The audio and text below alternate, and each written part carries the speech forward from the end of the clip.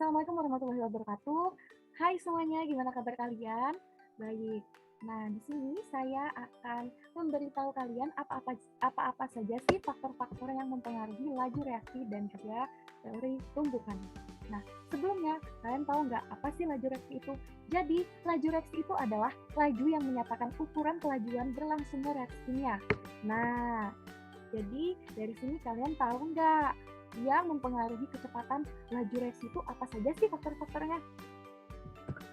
Nah, faktor-faktornya itu yang pertama ada luas permukaan, yang kedua ada konsentrasi, yang ketiga ada katalis, dan yang terakhir ada suhu. Nah, kita akan masuk ke penjelasan yang pertama yaitu luas permukaan. Nah, kalian pernah nggak sih memperhatikan saat gula batu dan gula pasir itu dimasukkan ke dalam suatu gelas berisi air? Nah, menurut kalian dari peragaan yang sudah kalian saksikan tadi, menurut kalian yang manakah gula yang cepat bereaksi dengan air? Nah, maka dari peragaan tadi kita bisa melihat bahwa gula pasirlah yang lebih cepat bereaksi ketimbang gula batu. Kenapa? Dikarenakan suatu reaksi kimia berlangsung dari tumbukan-tumbukan molekul-molekul yang bereaksi. Nah, jadi semakin zat reaksi itu memiliki banyak bidang sentuh, maka kemungkinan tumbukannya juga akan semakin banyak, sehingga reaksinya juga akan semakin cepat. Nah, tapi apabila suatu bidang atau dapat kita katakan contohnya gula batu tadi. Nah, gula batu tadi kan apabila dibandingkan dengan gula pasir, gula batu memiliki bidang sentuh yang lebih sedikit dibandingkan dengan gula pasir. Nah, maka dari itu kemungkinan tumbukannya itu hanya sedikit atau hanya kecil, berbeda dengan yang serbuk tadi atau yang gula pasir tadi.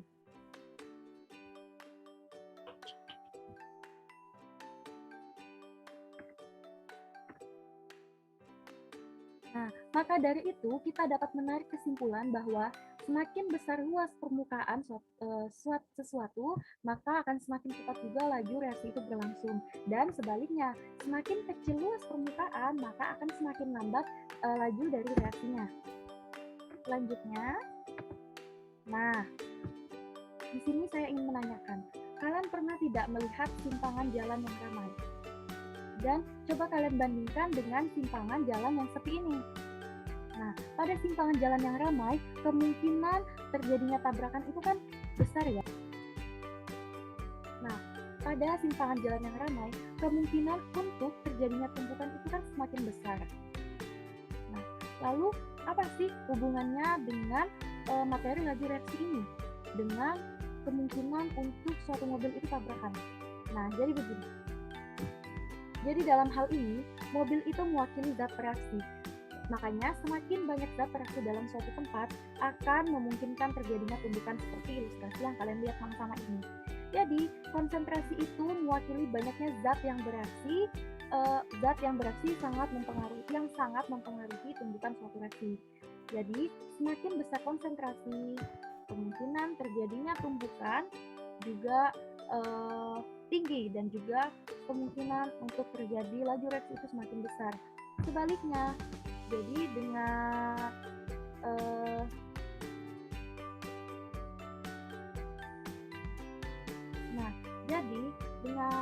semakin menurunnya konsentrasi suatu reaksi, dia akan menyebabkan kemungkinan terjadinya tumbukan itu juga akan semakin kecil dan sehingga terjadinya laju reaksinya juga akan semakin menurun. Nah, jadi seperti itu ya untuk konsep konsentrasi ini. Maka dari itu kita dapat menarik kesimpulan bahwa semakin besar konsentrasi akan semakin cepat reaksi berlangsung, dan sebaliknya semakin kecil konsentrasi akan semakin lambat suatu reaksi itu berlangsung. Nah, baik. Selanjutnya kita akan masuk pada katalis. Nah, di sini saya menggunakan ilustrasi mak comblang. Apa hubungannya dengan materi laju reaksi ya? Nah, jadi seperti yang kita ketahui, apa sih tugas mak comblang itu? Tugas mak comblang itu kan adalah mempercepat dua insan manusia ini untuk saling jatuh cinta. Nah, Jadi, apabila kita sambungkan dengan materi laju reaksi, mak comblang ini berperan sebagai katalis. Nah, dan dua insan ini adalah partikel-partikel bereaksi. Jadi, katalis itu kan adalah suatu zat yang mempercepat laju reaksi kimia tanpa mengalami perubahan atau terpakai oleh reaksi itu sendiri. Nah, katalis dapat menurunkan energi aktivasi. Jadi dengan adanya katalis, maka partikel ini tidak perlu menggunakan energi yang besar untuk bereaksi. Jadi sehingga laju reaksi itu akan semakin cepat. Nah, sama halnya seperti mak comblang yang menyatukan dua insan. Nah, jadi dua insan itu tidak perlu mengeluarkan energi yang begitu besar untuk bertemu gitu kan. Nah, dengan adanya mak comblang ini, mereka akan lebih mudah untuk bersatu. Jadi sama konsepnya dengan laju reaksi. Nah, contohnya seperti ini ya. Jadi apabila ini contoh grafiknya. Untuk grafik yang tinggi ini ya, grafik yang tinggi ini, kenapa dia sangat jauh sekali jaraknya? Karena dia tidak ada katalisnya, jadi dia membutuhkan energi yang cukup besar untuk mencapai hasil reaksi.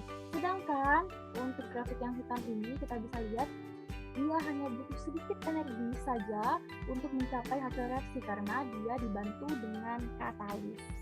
Nah, jadi dapat kita tarik kesimpulan, katalis itu dapat mempercepat laju reaksi dibandingkan tidak menggunakan katalis. Karena apabila kita tidak menggunakan katalis, laju reaksi akan berjalan lambat. Kita akan masuk pada suhu. Nah, ilustrasinya tidak jauh berbeda dengan luas permukaan ya. Nah, jadi di sini contohnya saya punya larutan air dingin dan larutan air panas, dan masing-masing larutan akan kita masukkan gula dengan massa 1 gram. Masing-masing massanya sama ya. Nah, coba kita masukkan gula ini ke dalam larutan. Kira-kira apa yang akan terjadi? Nah, bisa kalian lihat gula yang saya masukkan ke dalam larutan air panas, dia cepat bereaksi dibandingkan dengan larutan air dingin. Nah, maka dari itu, suhu ini juga turut berperan dalam laju reaksi. Apabila suatu reaksi dinaikkan, maka energi kinetik partikel akan bertambah, maka partikel akan semakin aktif, dan kemungkinan terjadi tumbukan akan bertambah, dan laju reaksinya juga akan semakin meningkat. Nah, jadi kita dapat menarik kesimpulan bahwa dengan naiknya suatu suhu akan semakin cepat reaksi itu berlangsung, dan sebaliknya, dengan turunnya suhu akan semakin lambat reaksi itu berlangsung. Nah, baik. Selanjutnya kita akan masuk pada penjelasan teori tumbukan. Nah, jadi teori tumbukan itu adalah tumbukan yang menghasilkan energi yang cukup untuk menghasilkan reaksi. Nah, atau biasa disebut dengan tumbukan efektif. Apa sih syarat-syarat untuk terjadinya tumbukan?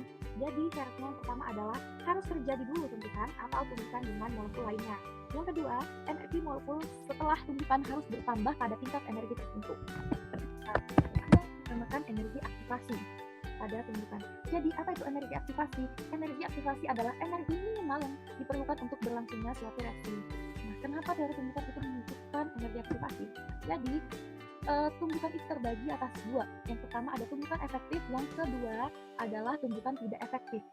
Nah, tumbukan yang dikatakan efektif itu yang seperti apa sih? Dan tumbukan yang dinyatakan tidak efektif itu yang seperti apa? Nah, di sini saya punya dua ilustrasi. Yang pertama, di sini ada dua unsur. Lebih tepatnya 3 unsur. Baik, di sini saya punya ilustrasi. Nah, di sini ada contohnya ada 2 unsur. Nah, 2 unsur ini akan bertumbukan.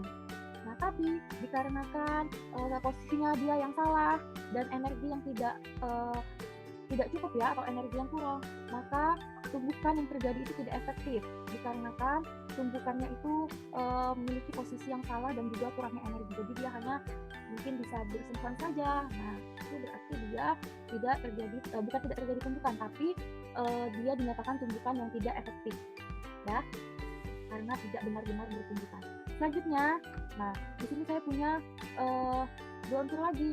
Nah, tapi di sini dia memiliki energi yang cukup banyak. Lalu pada saat dia bertumbukan, nah terjadi suatu tumbukan yang luar biasa, akhirnya membentuk jadi unsur C berikatan dengan unsur B dan melepaskan unsur A. Nah, apabila dia terjadi seperti ini, dia dinyatakan tumbukan efektif. Baik, selanjutnya untuk terjadinya tumbukan itu ada beberapa faktor yang mempengaruhi berhasilnya suatu tumbukan. Yang pertama itu ada energi aktivasi atau energi minimal untuk terjadinya tumbukan. Yang kedua adalah arah tumbukan. Karena kenapa arah tumbukan ini mempengaruhi berhasilnya suatu tumbukan? Karena apabila arahnya tidak benar atau melenceng, maka suatu tumbukan itu bisa dinyatakan tumbukan tidak efektif atau bahkan bisa tidak terjadi tumbukan. Dan yang ketiga adalah frekuensi tumbukan. Nah, jadi keterkaitan dari tumbukan dan faktor-faktor yang mempengaruhi laju reaksi itu ada 4. Yang pertama ada konsentrasi reaksi, luas permukaan sentuh, suhu, dan yang terakhir energi aktivasi dan katalis. Nah, yang pertama itu adalah konsentrasi reaksi. Jadi semakin besarnya konsentrasi reaksi, akan semakin besar juga jumlah partikel reaksi sehingga semakin banyak peluang untuk terjadinya tumbukan. Yang kedua adalah luas permukaan sentuh. Jadi semakin luas permukaan, akan semakin banyak juga peluang terjadinya tumbukan antar reaksi. Dan yang ketiga adalah suhu. Pada suhu tinggi, partikel-partikel yang terdapat dalam suatu zat akan bergerak lebih cepat daripada suhu yang rendah. Dan yang terakhir adalah energi aktivasi dan katalis. Katalis mempercepat laju reaksi dengan menurunkan energi aktivasinya. Nah, itu dia tadi penjelasan mengenai teori tumbukan dan juga teori laju reaksi.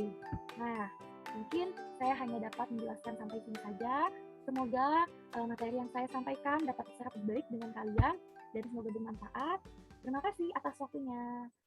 Saya akhiri. Wassalamualaikum warahmatullahi wabarakatuh. Dadah.